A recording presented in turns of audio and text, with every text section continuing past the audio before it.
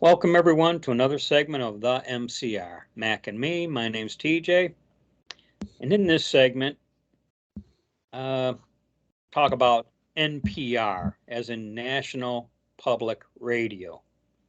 And I'll say that again, National Public Radio, which, correct me if I'm wrong, Mac, and you may have a better definition of this. That's government radio, isn't it? Essentially, yeah. It's Yeah. actually it's Democrat Party radio, so it could be DPR, and we get to pay for Yeah. them saying we don't deserve to live. Yeah. So this next bit of news couldn't have happened to a better news. They seek ad revenue, and their ad revenue, they've got quite the drop in ad revenue to the point where they've had to lay off 80 something, perhaps 85. One report I read, almost 100 people. Okay. Bloomberg reports that, they did a report on these layoffs, and per Bloomberg, this is kind of where I'm getting my information. Bloomberg reports that NPR is being accused that these layoffs are motivated by racism and transphobia. So if you reduce your force for financial reasons, clearly you're targeting the wrong group or something, Only white people should be laid off, and that has been said before. White people should be laid off first, and no black person or person of color, as I think they phrased it, should be laid off until all white people have been laid off first. They, I guess they have seasonal podcasts, which include Invisibilia, Louder Than a Riot, and Rough Translation. Those have been canceled. Here's the thing. I don't know the first things about these because I don't watch NPR, and it sounds like no one else is either. Well, listen to NPR. It's radio, actually. Well, okay. You know what? I don't listen to it.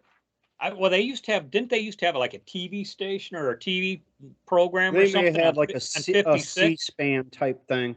Yeah. But, well, in any event, I don't know the first thing about NPR because I don't pay them any attention. And like I said, it appears no one else does either. Okay.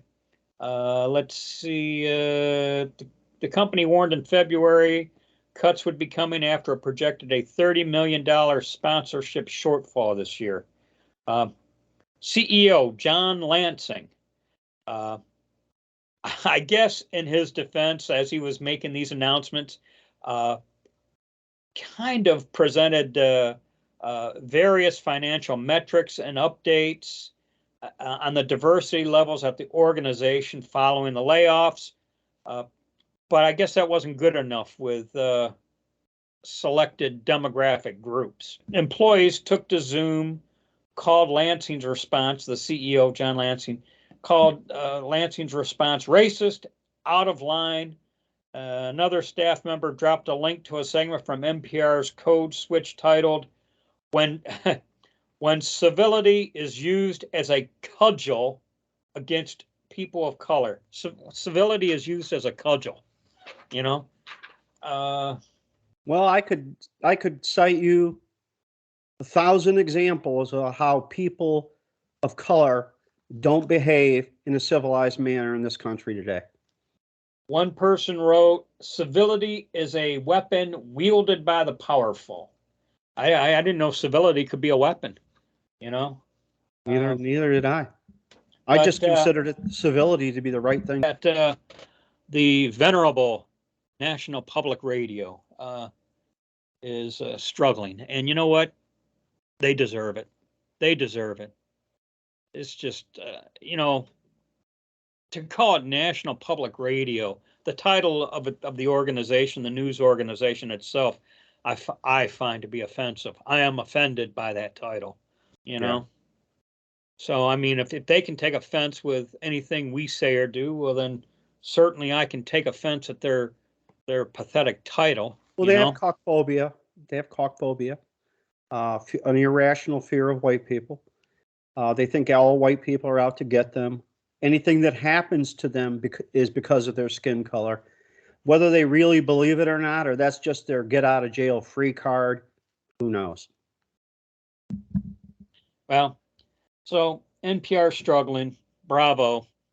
I'm happy. I'm content with that. And we'll call this one a wrap. That's it for this one. All right. As always, be safe. Watch your six. And don't tread on me.